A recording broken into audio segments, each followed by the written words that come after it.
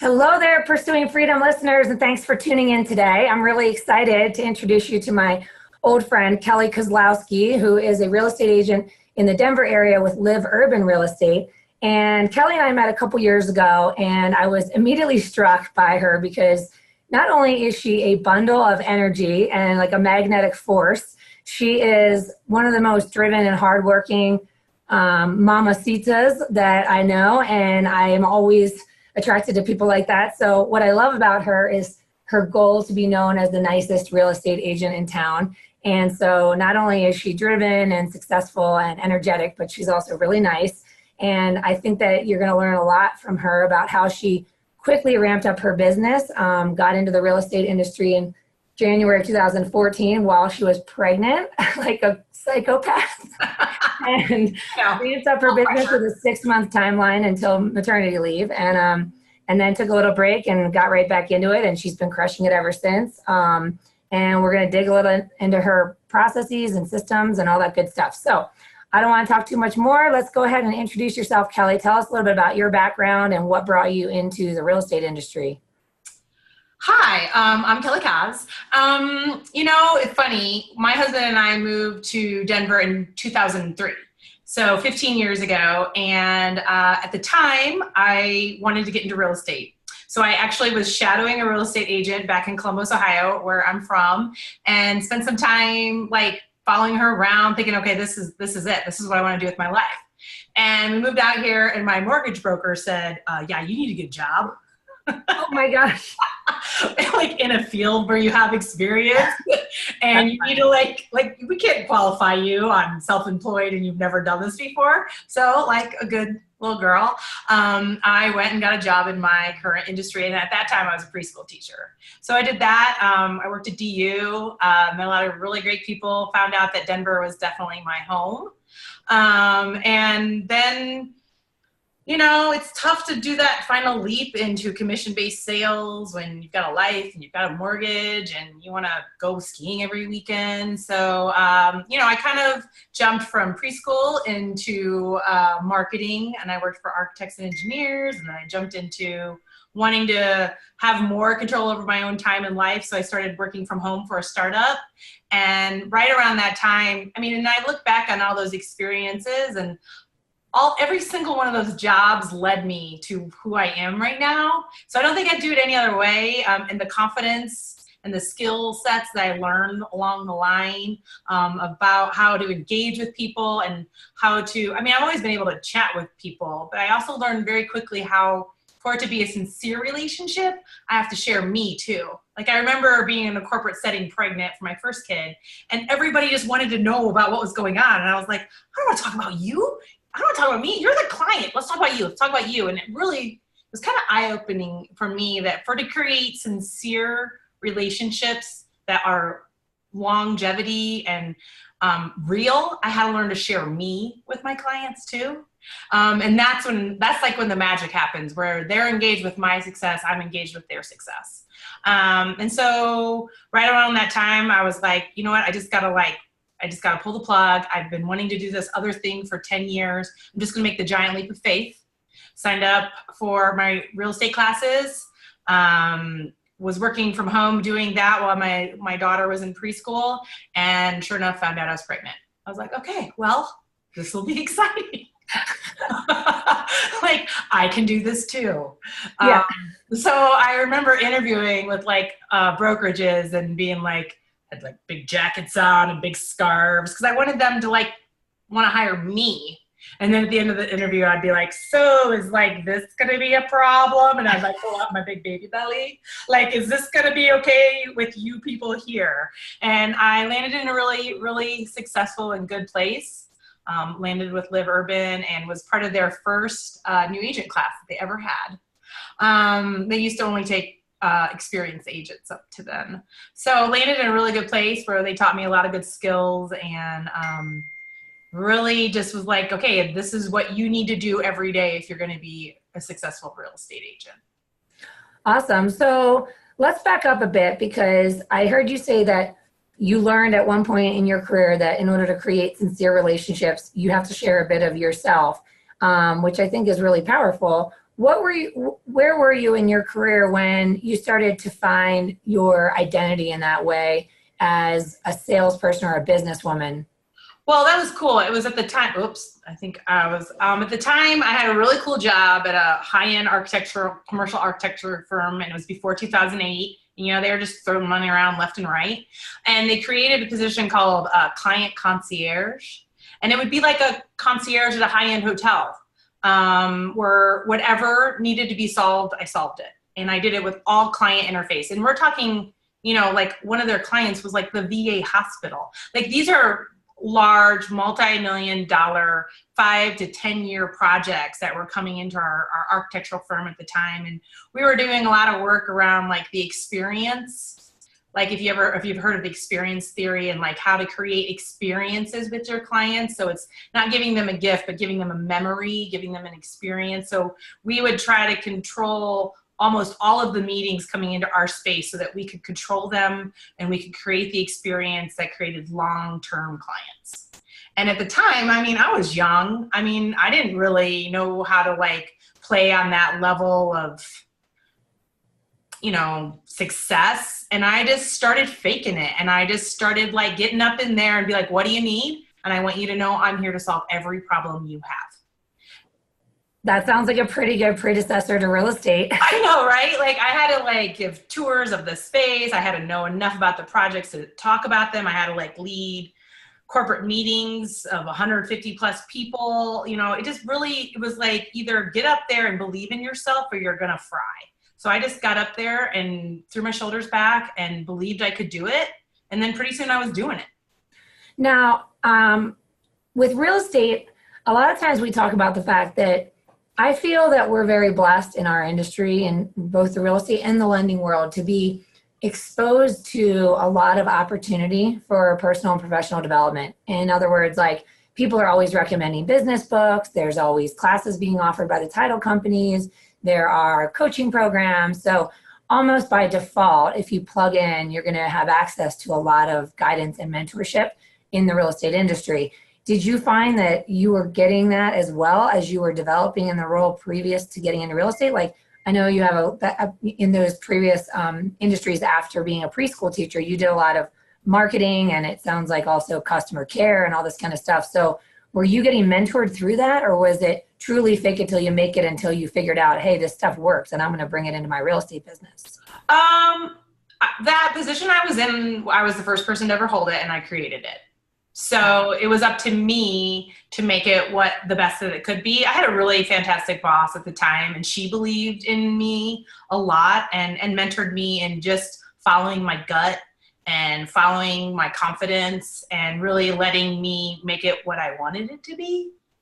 So yeah, I've been blessed in many ways to be around other strong women at the right time in my life, you know, and who have just been like, I don't think you should hesitate. I think you should just jump in. And I'm really good at jumping in. Not always having successful results from that, but I tend to like jump first, ask questions later type person. Well, you're in the right industry, because if you're not able to do that, you're not going to get very far. No, and I think that, you know, what comes with that is not just like the initial strength and bravery, you know, that moment of brave where I'm just going to jump in. But when I get in there and it gets tough, I don't jump out. Like I just stick with it. And I really like to win. I'm super competitive, in a where I want both. I want both sides to win. Like I often say that when I'm connecting with a listing agent, I'm like, I'm here to create a win-win situation. Like I don't need to be mean to win. I need to be respected, and I want to make sure I'm taking care of my clients, and I respect that you're taking care of your clients. But I think the big win is when both sides are happy, not just when my client is. 100%. Okay, so let's go back a little bit in time here, because I'm always curious when somebody does jump ship and take the leap, like you said, you are comfortable doing. But then when you do that, you go 100% commission, you forego the paycheck completely, and then you're like, I got my license, let's go. Everybody ready to buy a house or sell a house, I'm here. So it's the systems and the processes that I feel like people struggle with. Either they struggle with finding a plan that aligns with them as a person, or they just struggle with simply executing a very simple plan, which is pretty straightforward, you know, like make the contacts, make calls, notes, go see people. So what kind of framework did you start with when you jumped? Did you feel that because you were part of that newbie class with Live Urban, you were given a framework and you just plugged in and said, go? Yeah, I mean, on some sense, it's always, you know, if I knew then what I know now, but I think I got, you know, I just came out of the chute hot. Like I had a listing appointment before I was even told how to do listing appointments. And funny, because I had a friend, I was trying to like do that thing where I just call my people and let them know I've got something new going on. And my girl was all like, oh yeah, my neighbors, I just sold my house, but my neighbors across the street are thinking about it too. Well, I didn't even like know how to get into county records yet, but damned if I didn't figure it out. And I found their address, I found their name, and I wrote them a personal card, put my brand new little business card inside, and I said, hey, if you'd like to talk about more about maybe what I could do to help, please call me. And some of the bitch, oh, sorry, probably should. I mean, okay. They called me, you know, and I was all like, I have a listing appointment, and I didn't even like know how to do listing appointments yet. So I do feel like I hit the ground running. I have a pretty big sphere of people, and they kind of helped me initially. And because I was brand new and I was pregnant, I just did the work. I just did the work that was in front of me. If it meant connecting with those people or making the calls, I just did the work that I had to do in that moment to do the deals. And I think it was only after that I shifted, you know, back into family life for 3 months that then I shifted back to real estate and realized I had nothing waiting for me. That's when I created my systems, because I had to do something. I had to do something in order to create clients. And that's when I went through Ninja the first time. And I'm a to-do list kind of person. I like checking things off a list. I like saying, oh, I have to send 5 cards. I have to make 2 phone calls. I have to go out and have lunch with 2 people. Okay. Like then I just started doing those things. And at the same time, really concentrating on 5 sources of business. Like where are my 5 sources of business? My girlfriends and my Facebook people are only one. Like I have to create other streams of getting to know people. And then one of the things I did was join that lean-in group that I spoke about a little bit, where it's women's professional networking group, which met once a month. And I was like, okay, that's a stream of business. Those are people I don't know any other way. So what is that? What are those other ones going to be? So when there's a dip in one, I can pick it up in another. Okay. So I have a couple questions for you. What you mentioned Ninja, and I know what that is, but I don't know that everybody listening does. So can you talk to me about that experience, and when did you do it? Oh, that would have been September of 2014. Oh, so right when you came back from maternity leave, you were like I came back and there was nothing for me to do. And I heard around the office that people were doing it, and I'm like, I want in. So I went and did it 3 hours every Wednesday from like September to December. And yeah, it's kind of funny that it's like a Colorado thing. You know, I mean, this all started in Fort Collins. Right. As a, from the group, isn't that what they're called up there? Yep. And this was a homegrown, local people creating systems that work. And so I just kind of like, and then if you think about it, it's like global now. It's crazy to think about. So it's called the Ninja installation, because in their eye, they're installing software in you. Like they're installing this idea of these are the 9 steps, go and do them. And then the work will come. I love it. I'm actually going to a Ninja installation for mortgage lenders tomorrow and Thursday. And they just rolled out this program for lenders. And I actually called Larry Kendall and said to him, you know, I really want to connect with you because I heard you're rolling something out for lenders. And I feel like the philosophies that I sort of stumbled upon haphazardly and far too late in my career that worked on the lending side are very much in alignment with what he teaches. So I know that I'm going to go there already like on the same page with what he's teaching, but then really I know I'm going to leave with tons of new ideas and also just clarity, right? Just simple, just keep it simple, stupid. It's not that hard. Like just keep it simple, do the work, just take the time and do it. Well, and I loved like the whole experience because I took it in small chunks. Like I think it would be amazing if I were a new agent right now, or if I'm going to hire somebody to be on my team that I hope to start really soon. We've actually talked about the first thing you have to do is go to Ninja in Fort Collins. I'm thinking, okay, I'll pay for half of it because it's an investment, but you have to invest in the other half, and you have to roll up there for 3 days because I could send a new agent there and then work with them from there. We're already aligned on so many goals and Like values. speaking the same language now, because you can say to them, when you say do the things, but you're speaking the same language because it's the Ninja language. Yeah, I love that. I think I know I'm going to be sleeping there so inspired and fired up. You're not going to like stop moving for like 2 days. I know. Well, I feel bad for my husband because he's been out of town for a week and gets back today, and I've got a work thing tonight, and then I leave town for 2 days, and then I come back and I'm just going to like spew Ninja stuff all over him. Like, you're welcome. Well, and I would throw this out to any other real estate agent. I took it in September of 2014, and then I redid it last summer. Because there is, there's a level of experience that like it gives you a good framework. And then when you've done it for a few years, go back and you can like take it to the next level. Yep. Yeah. The beautiful thing about that particular coaching is that you can make it as small or as big as you want. I think it's the same thing with reading a business book. There's probably, I don't know, 5 or 6 that really have spoken to me over the years that I read them again and again, because every time you read it, you get new ideas, and then you take those ideas and you implement. But then when you read it again 6 months or a year later, you've solved some problems, but you got new problems. So you can go back and now implement it at a higher level or at a new level, failing forward or whatever, Right. And I think a lot of times people can come out of that, like those kind of intense coaching experiences and just be like, I can't do any of that. Like done.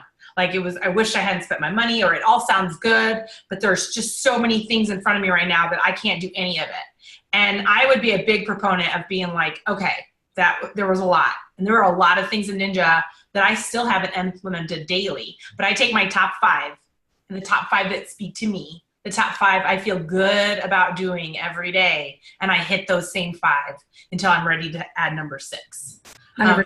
Yeah. So the mortgage coaching organization I'm a part of, called the Freedom Club, they do an event every 90 days, a 3-day event. And so the first time I went, I filled a notebook with notes, and then you look back on that and you're overwhelmed because there's too many things that other people are doing that seem like smart ideas and are working for them, and therefore you think you should do them all, and then you do nothing. So then the next time I went, I was like, I started a list in the back of the notebook, just a list of like ideas, concepts, and maybe left there with 26 ideas, but then just picked 3. Yeah. So what are 3 things I can do in the next 90 days? There you go.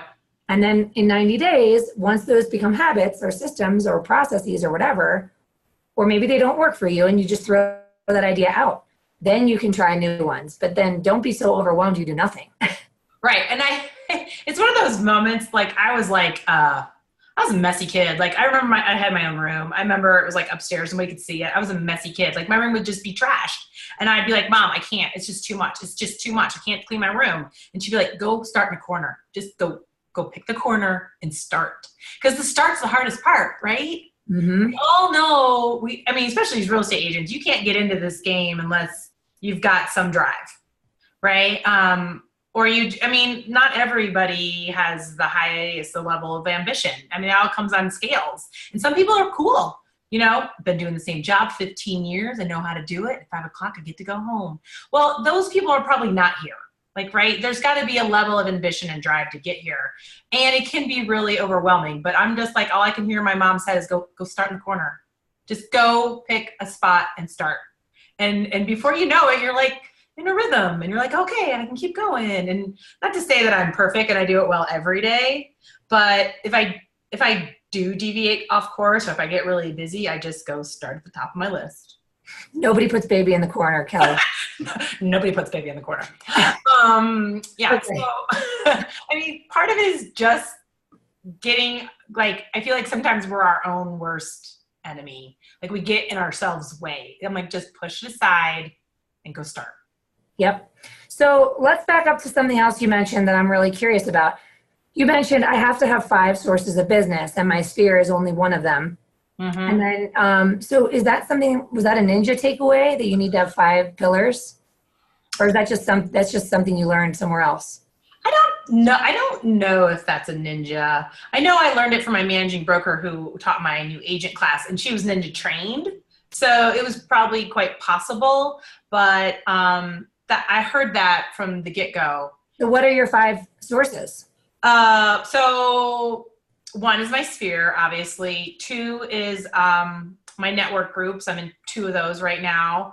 3 is floor leads. So at Live Urban, if we're working the front desk and a phone call comes in or someone walks into the retail space, that's a lead for me. And my other favorite is open houses. I still do really well in those. So, those are my 5 right now. And then there'll be times where I drop in and out of networking groups. So I have to pick up a different source if that's what happens. And now I'm getting to the point, completing my 4th year that referrals are a bit of source, but I can still consider that my sphere. So I'm curious because if I'm a new agent and I'm listening to this and I hear these great ideas, but I still feel stuck because I don't know what that means, like to be good at open houses, because I think a lot of times agents are like, I'm just going to do everything. I'm going to do open houses. I'm going to go to a networking event. I'm going to be part of the chamber. How do you translate that to business? What do you have any advice you can give to someone who's doing open houses? Maybe they're doing them for the top producing agents that don't feel like doing open houses. Mm-hmm. How can you make those effective so that it's not just a Saturday wasted? It's all about bringing value. This is not about you getting a lead. It's about you giving something to that person who walks in the door. Right. And I struggled with them at the beginning and didn't know and kind of was like, oh God, please don't ask me any questions. I'm a brand new agent. I got better at them, and I did let all my top producers in my office know that I wanted to be their go-to open house person. I wanted to be the first caller when they needed help. And then I have a pretty simple package that I take to every open house, and I'll give it away because I'm all about sharing. Like if I am going to a house and say, here it's my house in Sunnyside, it's 4025 Wyandotte. Before I get to the open house, I do a 1-mile search of my neighborhood and say I'm listing my house for 500. Well, the one thing I don't want to hear is, oh, this house is too expensive or this house isn't big enough. So I'm like, why don't I just find out everything a mile from this house that's being sold? So if it's a $500,000 house, I'll bring my search from 300 to 700,000 of everything attached and single family. I just bring a print. I used to bring a printout, but now I save it and I email it to myself, and I stand in my open house with an iPad, and on the back of it, I stick a Post-it and I have a pen. And when people walk in, I'm like, hi, I'm Kelly. And they're like, hey, I'm Erin. Like, as soon as they're not looking, I write Erin on the Post-it and I close it up. Now I know her. She knows me. And then I'm like, go look at the house. And then, I'm really soft touch. I'm like, go look at the house. And then when they're leaving, I'm like, so what'd you think? Can you give me any feedback? And then they'll tell me why it didn't work. Because, it probably didn't work. And I'll be like, oh, would you like to know about everything else that's nearby that's being sold? And, here's what I know about them. And I'll be like, hey, you know what? Here's my iPad. If you just want to type in your email, I can forward this to you, and it's going to be on your phone before you get into the car. I just gave them something. I just gave them insider's knowledge about everything that's around here. Hey, if this house didn't work for you, then go see everything else that's for sale. And oh, look what they got. They got my email signature. They got my phone number. And now I have their email. That is genius and so much better than paper, because people can just grab paper and it becomes so passive. Oh, yeah. There's no way for you to capture their information. That's amazing. My whole goal is hey, do you want to know more? I don't ask people to sign in anymore. I don't ask them to give me stuff. It's all about what can I give you? Here, do you want some candy? Need a bottle of water? We want to know what else is for sale around here? Go drive around. If you're new to this, go drive around and drive past all those. And then my other favorite is soon as I'm finished, and I could be in an open house and I could have maybe 4 emails from that session. I could maybe have 7, but I didn't get everybody's, because if they didn't want to engage with me, I didn't force it. Awesome. And while they're typing the email, I'm creating conversation. I'm taking notes in my head about everything I know about them by now. And then as soon as I leave, as soon as the open house is done, I go, I lock the front door, I pull out my phone, I pull out my MacBook, whatever I need, and I send them in a video right there. I'm like, look, I'm still in this fabulous house. I know this wasn't the right one for you, but if you see anything out there on that list, I'd be happy to answer any questions for you about it. Or if you ever want to get together and talk about your real estate goals, here's my contact information. And I just let it go. So I love that. I forgot that you really jumped in head first with video, pun intended. Tell me, when you're doing those videos, are you just doing it with selfie on your phone and then email from the app? Or are you using anything like BombBomb or any other kind of email? When I started, I did it all for free. I learned how to, I literally walk around the house with my laptop and I'm trying to get like the best visual of what's behind me. And I'm like, look, I'm still here. This is where you met me. Like, I'm giving them context. They know who I am now because they remember the house, right? And then I would upload it to YouTube. It's always personalized. If I met 5 people, I make 5 different videos. And I upload it to YouTube and then I send it via Gmail. Now I use BombBomb because I love it and it's fast, and even I can upload videos that talk about the process or upload a bio video and I can send it via text in seconds. Let me ask you, I have BombBomb, signed up for it, used it quite a bit, and then I fell back to just making a selfie video with a silly happy birthday message and texting it to people. And can you remind me, like, what are the benefits of BombBomb versus the old-fashioned way you were doing it? Because it's not very expensive. I just don't know. No, it's not very expensive. I mean, obviously, at different parts in your career, it's going to seem more expensive than others. And I signed up for it when I first started, and I was like, "Ooh, not ready," and just turned it off. You can do a free trial for 30 days, too. And I think the benefit for me is now it captures every video I've ever made. So now I'm into this point where I'm trying to create a library. So now, oh my gosh, you just went under contract. Here's our next steps. Or, hey, it was so great to meet you. Let's set you up with a search. Here's everything I need to know. Like, so I'm kind of creating a library that I can pull constantly from instead of recreating. The personalized individual selfie is still my favorite. It just means something. When I'm like, hey, Erin, it's Kelly. I just drove by your house. It looks fantastic. Bye. Like, all I'm saying is I'm thinking of you in a different way than an email. And what's your advice for people that are just like, oh my gosh, no way, I could never. It's like so awkward. I'm really embarrassed. I didn't put on my makeup today. You can see my wrinkles. Yeah, I kind of get old. I get tired of those after a while. I'm like, just get over yourself. Because I know you might have this image in your brain of what you look like, but this is what you really look like. Yeah. It's what you really sound like. They're going to meet you. You're going to sound and look like this. Like, just own it. And I can tell you, I've always been, my mother and my upbringing, I've always been the girl that gets up and showers and goes to work. Video makes me do it even more because I want to be ready in the moment every single time to be like, all right. And it's funny. Like, I'm like, sometimes I have hats on. Sometimes I don't have a lot of makeup on. And I'm like, you know what? But it's honest. It's sincere. This is not Hollywood. This is not Bollywood. I'm not an actress. I'm a real person, and it's okay to look like one and sound like a real person because they don't want to work with and they don't want to work with a movie star. They want to work with somebody who knows what they're talking about. I love it. And my big thing right now is I did get a professional bio video created. I had one for buyers and one for sellers, and I upload that straight to YouTube. So if I ever get a link or like yesterday I got, hey, Kelly, somebody in my office, wants to they're thinking about looking for a home and they're a first-time home buyer, and I'll connect you. And then I'm like, okay, so I'm sitting here like, are you going to connect me now? Are you going to connect me now? So instead, I just give them something. And I'm like, hey, Jessica, I know your friend's thinking about it, and no pressure from me, but would you share my bio video with her? Because I want her to see that I'm nice and kind and easy to work with. And and I'll just text it. Can I be like, here, can you share it with her? Because everybody texts, then she can just text it to the next person.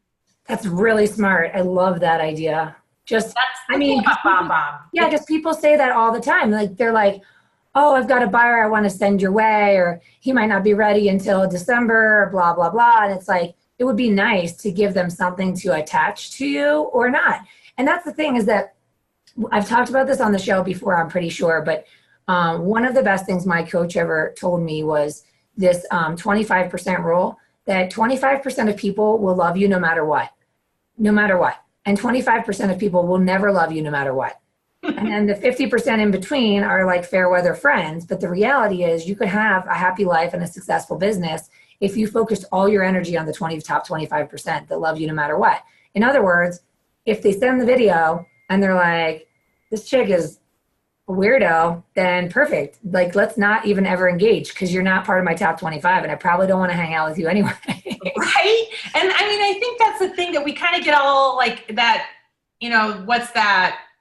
What would I say to that new agent right now is like, yeah, I could spend $4,000 on, and I've seen bio videos that I'm like, oh my God, that is so impressive. That is like jewelry. It's like, you're gorgeous. It's gorgeous. There's aerial photos. And it's like, it feels like a commercial for like the city of Denver. Like, it's just so fantastic.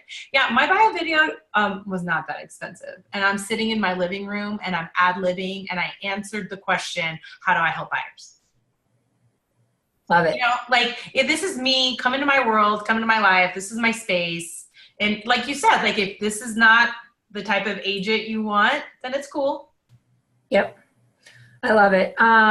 So I don't want to keep you too long because we need to wrap up before your next appointment, but I did want to pick your brain a little bit about where you're headed now, because I know that you just recently made the decision to start a team. So tell me what predicated that decision, and kind of where you're at today and where you guys are hoping to go. I think I've been looking for a team / partner for a while. I'm not a independent lone wolf. I get my energy from giving and getting and working together. And I think sometimes we need to be okay with saying that in real estate. It can be lonely. It can be lonely at the beginning. And, you know, get out there and find other people like you who want to meet around the conference table at the office, who want to meet at the coffee shop. Like, I need other people in my world to do my best work. And so I've been like putting feelers out for probably close to 2 years of like, yo, hey, you want to be partners? Yo, hey, like, I want to go on vacation. You want to help me out? I'll help you out. And I've gone through a lot of people being like, yeah, and then I never hear from them. And so I feel like I've been looking for it for a while. And then what really sent it into like it happening now is that I had my best year. My spring, I had like 4 deals come out in the first week of April that I was not anticipating. And all of a sudden I couldn't do my best work with how much work I had in front of me. And so I just kept engaging. Like, I will engage with new agents and be like, do you want to just help me out? You can learn through me. I'll engage with other similar level of volume agents and be like, do you want to just like, I need an ear, I need a partner. And it just kind of happened naturally that I found one. And really, honestly, I love my job. I work really hard and I'm good at it, but I can't do it at the speed that I'm currently doing it at for long. I will start to resent it. It will start to crush me. So that means creating a team so that I can just have Saturdays off. Well, I'm glad you're doing it, because you met me during like my phase of total burnout. And I remember you coming to me after a class that I did and being like, hey, I really attached with what you were teaching in that class. Like, I'd love to work together. And I was literally at the point of breaking point, because I had like started building a team, but it was totally chaotic. And it was like trying to drag people onto a speeding train and hope that they figure out how to drive it now. But you know, it was just nuts. So I'm glad you're doing it. And I think it's going to change your life. So I hope to be a resource to you in that journey. And what are you guys like looking? Are you looking to bring on more support staff at this point, or buyer's agents, or are you going to kind of take it one step at a time and just iron out what it looks like to be partners for now? I think we'll probably, I know Susan, my partner, would rather do a buyer's agent first. I'd rather have an administrative assistant first. So we're figuring that out. And, you know, and that assistant could be like a new agent. And I feel like I learned so much from being collaborative with other great agents. And I probably from those at the core of me, I'm still a teacher. I love to teach. I love to share. Like somebody, like if I'm guiding somebody and their success almost becomes bigger than mine, like it just lights me up. And I'm good at that. And I really want that idea of like bringing on a new agent and really teaching them how to do this well. But there's some issues around that in building good teams, because if you build them so great, they leave. Right? They go do it on their own. And I'm like, well, what if that's my end game? What if you just commit to me for a year and a half and I make you the most successful person I can be? And in a year and a half, there's a front door. If you want to go fly, go, baby. And if you don't, I'm here.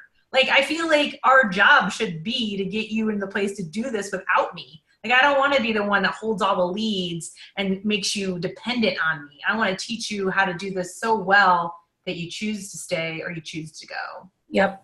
And I would love like an administrative assistant, because I don't know about you, Erin, but the moment I get in my car and I touch my steering wheel, I remember everything I'm supposed to be doing.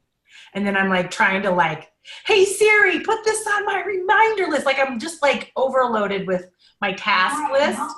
Oh, sorry, my Hey Siri is responding. I love when Siri responds and I'm not like trying to get her attention. That kind of creeps me out. I have to be careful what I say. So like that idea of like having a go-to person.